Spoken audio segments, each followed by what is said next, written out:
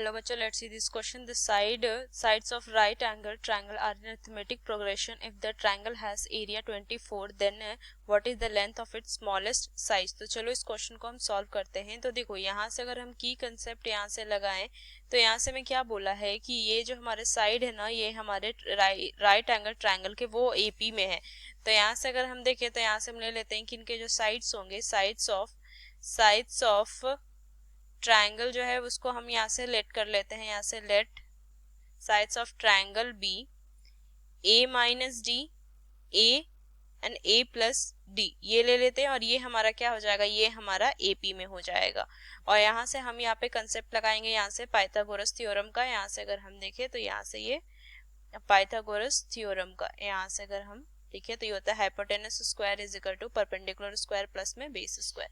तो देखो इस की कंसेप्ट को यहाँ पे हम यूज करके इस क्वेश्चन को अगर हम सॉल्व करें तो यहाँ से देखो ये हमारा बी पे क्या है, राइट एंगल ट्रायंगल है. और इसे हम ले लेते हैं ए, इसे हम ले लेते हैं ए प्लस डी एंड यहाँ से लेते हैं ए बी को ए माइनस डी. तो यहाँ से अगर हम देखें तो ट्रायंगल ए बी सी में लिखे तो यहाँ से क्या हो जाएगा, ए सी का square is equal to A B square plus में बी सी स्क्वायर, ये होगा. अब देखो यहाँ से क्या हो जाएगा, यहाँ से लिखेंगे a प्लस डी का whole square is equal to A square plus में यहाँ से a माइनस डी का होल स्क्वायर. तो यहाँ से क्या हो जाएगा, a स्क्वायर प्लस में डी स्क्वायर प्लस में 2ad is equal to a square plus में a स्क्वायर प्लस में डी स्क्वायर माइनस में 2ad आ जाएगा यहाँ से हमारा. अब देखो यहाँ से इसको हम क्या लिख सकते हैं, यहाँ से a स्क्वायर से a स्क्वायर कट होगा, डी यहाँ से हमारा यहाँ से हमारा a स्क्वायर ये रहेगा, यहाँ से हम डी स्क्वायर को कट करेंगे और यहाँ से हमारा क्या हो जाएगा, डी स्क्वायर से ये डी स्क्वायर कट होगा. तो यहाँ से क्या आ जाएगा, ये आ जाएगा ए स्क्वायर माइनस में 2ad माइनस में 2ad इज इक्वल टू 0. तो यहाँ से आ जाएगा ए स्क्वायर माइनस में 4ad इज इक्वल टू 0, ये आ जाएगा. अब इसको अगर हम फर्दर सॉल्व करें तो यहाँ से क्या लिखेंगे कि a इंटू में a माइनस में 4d इज इक्वल टू 0. तो यहाँ से a इज इक्वल टू 0 हो जाएगा. देखो यहाँ से अगर हम देखें a को हम कभी 0 कर नहीं सकते क्योंकि ये क्या है हमारा, यहाँ से ये हमारी ये साइड है तो ये हमारा क्या होगा, कभी ये 0 होगा नहीं. तो यहाँ से क्या आ जाएगा, यहाँ से लिखेंगे a is equal to 4d, यहाँ से a is equal to 4d आएगा. तो यहाँ से हम क्या लिखेंगे कि देखो a हमारा क्या था, ये इस ट्रायंगल का बेस था. तो यहाँ से हम क्या लिखेंगे, इसको हम लिखेंगे कि base is equal to 4d. तो यहाँ से परपेंडिकुलर अगर हम देखें, यहाँ से लिखेंगे परपेंडिकुलर क्या था, a माइनस डी, तो ये कितना हो जाएगा, यहाँ से 3d हो जाएगा. और यहाँ से हमारा हाइपोटेनस जो हो जाएगा, यहाँ से लिखेंगे हाइपोटेन्यूज, ये कितना हो जाएगा, ये हो जाएगा a प्लस में d था तो ये हो जाएगा हमारा कितना, यहाँ से 5d आ जाएगा. यहाँ से इसको हम सही से लिख देते हैं, ये हो जाएगा हमारा 5d.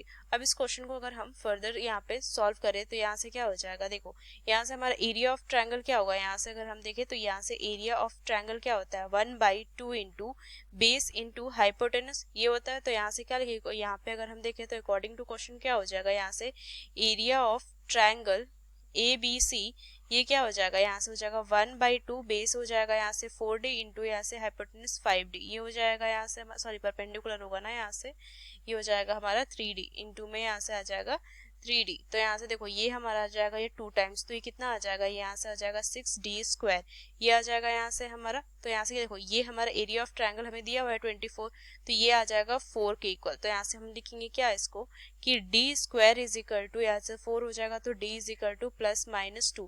अब देखो यहाँ से d is equal to minus 2 तो हम ले नहीं सकते क्योंकि d जो है वो साइड में है, मतलब कि a minus D, a plus D वो साइड में, तो d कभी क्या हो जाएगा हमारा नेगेटिव नहीं हो सकता, ये पॉसिबल नहीं है. तो यहाँ से क्या हो जाएगा, d इज इक्वल टू 2, ये आ जाएगा हमारा d इज इक्वल टू 2.